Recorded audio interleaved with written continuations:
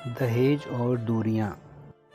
समाज में बहुत सी परंपराओं में से एक परंपरा प्रीति को हमेशा नापसंद थी।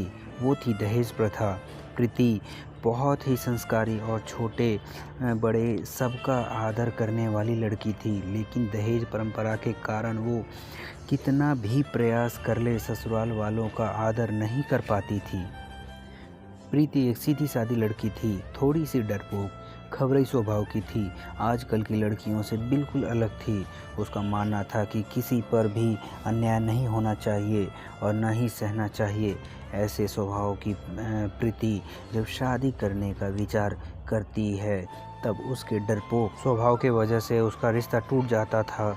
एक लड़का जो उसके घर के लोगों को पसंद आता है, लड़के की तरफ से भी प्रीति को पसंद कर लिया जाता है। लड़के की तनख्वाह बहुत कम होती है, लेकिन उसके घर के लोगों की अच्छी परिस्थिति होती है। पर वो लड़के के माता पिता प्रीति के पिता से कहते हैं कि हमें घर लेने के लिए आधे पैसे आपको देने होंगे और आधे हम देते हैं। शादी के दोनों तरफ का खर्चा भी आपको ही करना होगा। ऐसी शर्त रखकर शादी पक्की करते हैं। प्रीति के सुख के लिए उसके पिता कर्ज लेने के लिए बहुत प्रयास करते हैं, लेकिन प्रीति की होने वाली सास का प्रीति के पास बार बार कॉल आते हैं। सिर्फ शादी तय कर ली, बाकी जो बातें पक्की की थी उसका क्या। उनको दहेज हाथ में चाहिए था। प्रीति और उनके पापा को आश्चर्य होता है कि ये सब पैसों के लिए इतने पीछे क्यों लगे हैं।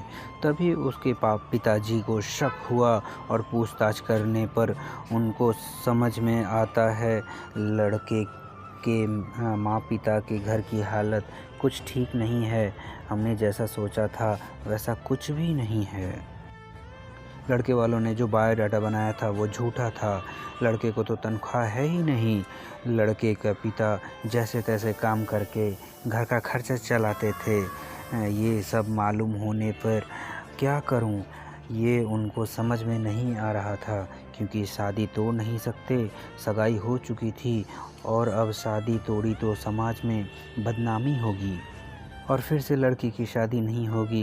इस डर से उन्होंने भी शादी तोड़ने का विचार मन से निकाल दिया। और उस सकारात्मक बाजू देखकर जैसे लड़का होशियार है तो ये ज़िंदगी में भाग दौड़ करके अच्छी नौकरी पा ही लेगा और लड़की को सुखी रखेगा। जो हमने आधे पैसे फ्लैट के लिए दिए हैं वह लड़की को ही मिलेगा। यह सब बातें का विचार किया और जैसे तय किया था वैसे ही शादी हो गई। प्रीति के पिता ने दोनों तरफ की शादी का खर्चा भी उठाया और लड़के के पिता को दहेज की रकम भी दी। शादी होने के बाद लड़का होशियार होने के कारण उसे अच्छी नौकरी मिली। जब फ्लैट लेने की बात हुई तो प्रीति के ससुराल वालों ने उन्हें पूरी रकम देने के बजाय 20 लाख के बजाय 5 लाख ही दिए। खुद के पास से तो दूर, उसके पिता ने दिए हुए पैसे भी उन्हें नहीं दिए। घर आने तक प्रीति के पिताजी ने दिए हुए पैसे का ब्याज भी खुद के पास रखा। यह सब बातें प्रीति को खटक रही थी। उसने यह सब बातों का प्रश्न पूछने के बजाय प्रश्न किया, लेकिन उसे उत्तर नहीं मिला। प्रीति डरपोक ज़रूर थी, लेकिन अन्याय सहने वाली नहीं थी। उसने हर समय सवाल और जवाब का हिसाब मिलने की अपेक्षा न होने के कारण उसे ससुराल वालों के लिए जरा सा भी आदर उसके मन में नहीं था। जैसे जैसे समय बीता वैसे वैसे उसने अपने ससुराल वालों से संबंध तोड़ दिए। वह घर आते तो वो उनसे अच्छे से बर्ताव करती थी, लेकिन अभी कभी मन से उनका कोई काम नहीं करती थी।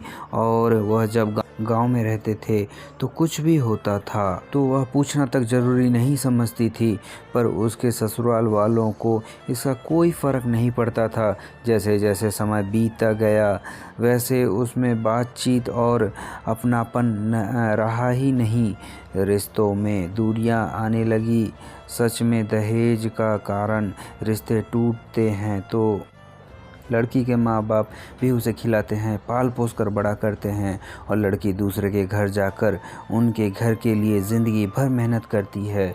उसके माँ बाप के उससे कोई भी अपेक्षा नहीं होती। ऐसे सभी विचार प्रीति के मन में हमेशा धर कर जाते थे।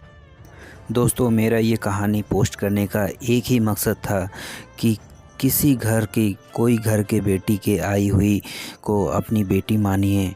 वो सब कुछ अपना छोड़ के आपके यहाँ आई है।